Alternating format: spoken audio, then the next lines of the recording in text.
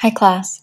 So this week's topic is emotional abuse in children, and this presentation was created by me, Lisa Flora, and Sydney Thomson van Brendel. The basic definition of emotional abuse is a verbal assault on a child's sense of worth and well-being, or any humiliating, demeaning, or threatening behavior directed towards a child by an older person. In essence, CEA involves a repeated pattern of damaging interactions of commission and omission, conveying a sense of worthlessness, being unloved, flawed, unwanted, or being in danger. So here are some basic statistics. Studies show that CEA is the most common form of child abuse and is most strongly linked to later development of mental health problems. CEA is more commonly reported by women and girls, with twice as many girls in some studies reporting CEA compared to boys. Unlike child sexual abuse and domestic abuse, perpetrators of CEA are almost equally male and female, with fathers being slightly more likely to commit CEA. So let's take a moment just to take a breath and have a little baby possum break. Okay, so moving on, we are going to be discussing how CEA presents in adulthood, what the symptoms of CEA are as an adult. So, adult mental health conditions that have been associated with CEA include anxiety and depression, post-traumatic stress disorder, personality disorders, eating disorders, and schizophrenia.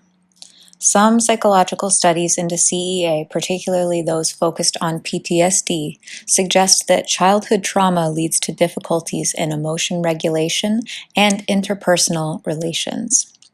These and other psychological studies also describe powerful feelings of shame, worthlessness, humiliation, and anger on the part of the abused individuals. So there are also some gender-specific outcomes. Women tend to experience overt shame and internalized feelings of self-blame, sadness, and depression. In the United States, Downs and Miller, 1998, found that fathers' physical and verbal abuse predicted mental health problems in daughters, but not in sons, while mothers' abuse did not predict problems in either daughters or sons. Similarly, Brzezinski and Yates in 2011 found that girls in the United States were more negatively impacted by CEA, with shame and feelings of low self-worth. Conversely, men have been shown to deal with and experience CEA differently than women. They tend to experience bypassed shame, that is, they deny the shame and then often externalize feelings of anger and hostility. They might portray the abuse they had experienced as structured around stereotypical discourses and practices of masculinity, including being pushed to achieve in sports, and abuse can be focused on achievement in work and studies. They might center practices of emotional control in their descriptions of the psycho-emotional impact of abuse. This is consistent with the insight that hegemonic masculinity establishes its power through the idea that it embodies the power of reason as opposed to irrational, feminized emotion.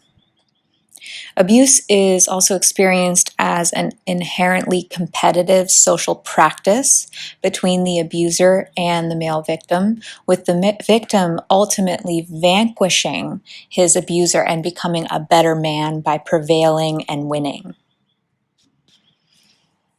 Now might be a good time to take a deep breath and enjoy this baby monkey relaxing in a hot spring.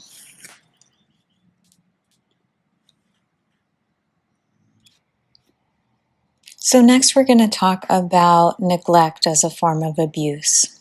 In the context of caregiving, neglect is a form of abuse where the perpetrator who is responsible for caring for someone who is unable to care for themselves fails to do so. It can be a result of carelessness, indifference, or unwillingness and abuse.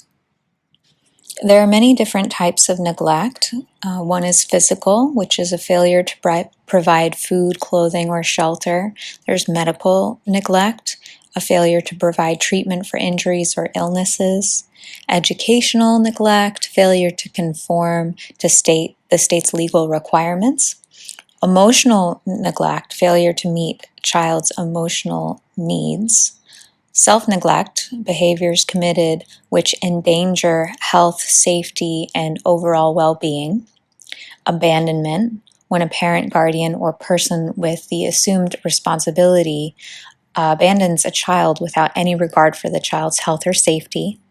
And material exploitation, the misuse of their financial resources, property, or possessions.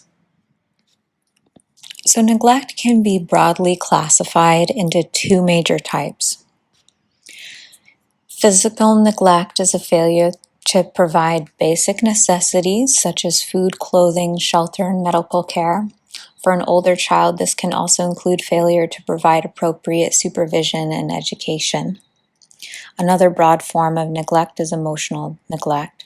This is a failure to provide the support or affection necessary to a child's psychological and social development. And this might be withholding praise, withholding love, or security, and other forms of nurturing that are necessary for the child to develop a healthy personality and identity. For older children, parental neglect can facilitate behaviors such as delinquency and substance abuse. So let's take another moment to appreciate this cute fennec fox and take a breath.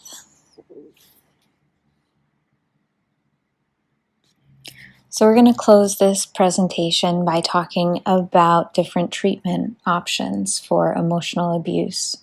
Treatment can help both children and parents in abuse situations. The first priority is ensuring the safety and protection for children who have been abused. Ongoing treatment focuses on preventing future abuse and reducing the long-term psychological and physical consequences of abuse.